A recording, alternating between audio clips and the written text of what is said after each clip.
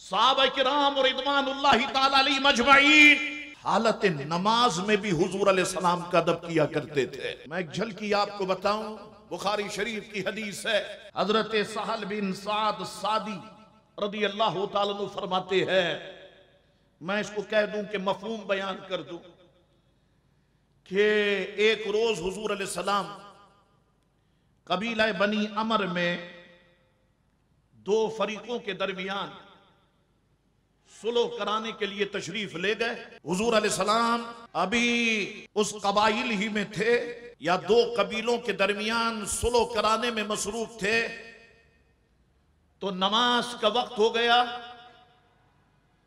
اللہ اکبر، مؤذن نے اذان کہی، اور اب اذان کے بعد اب جماعت کھڑی ہونے کا وقت ہے۔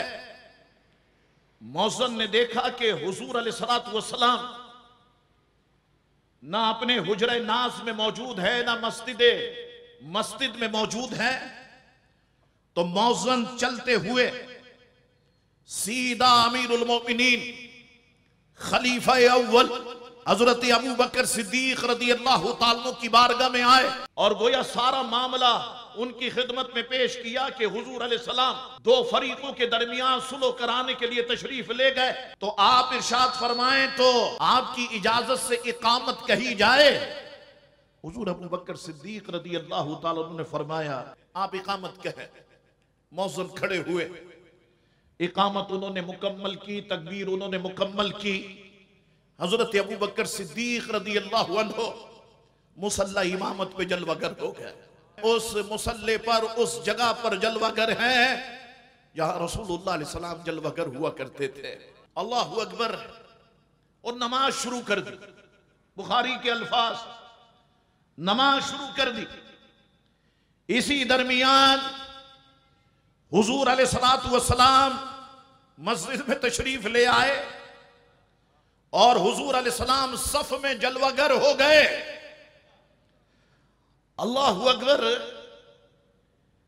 جب نمازیوں نے حضور علیہ السلام کو دیکھا، اب یہ نمازیوں کو کیسے پتا چلا کہ حضور علیہ السلام مسجد میں داخل ہو بھی گئے ہیں اور صف میں جلوہ گر بھی ہے؟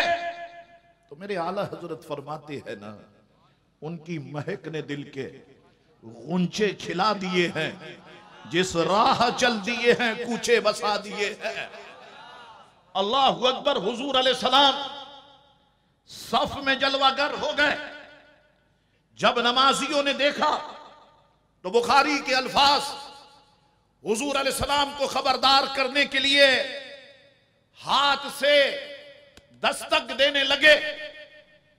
جب حضور ابو بکر صدیق نے ان دستکوں کی آواز سنی تو گوشہ چشم سے دیکھا کہ حضور علیہ السلام ان کے پیچھے صف میں جلوہ گر ہیں۔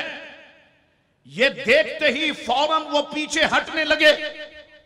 حضور علیہ السلام نے انہیں اشارہ فرمایا، ابو بکر اپنی جگہ ٹھہرے رہو۔ اس پر انہوں نے، یعنی ابو بکر صدیق نے اپنے دونوں ہاتھ اٹھائے اور حضور علیہ السلام کی طرف سے اس عزت افضائی پر اللہ کا شکر ادا کیا، اور پیچھے ہٹ کر صف میں کھڑے ہو گئے۔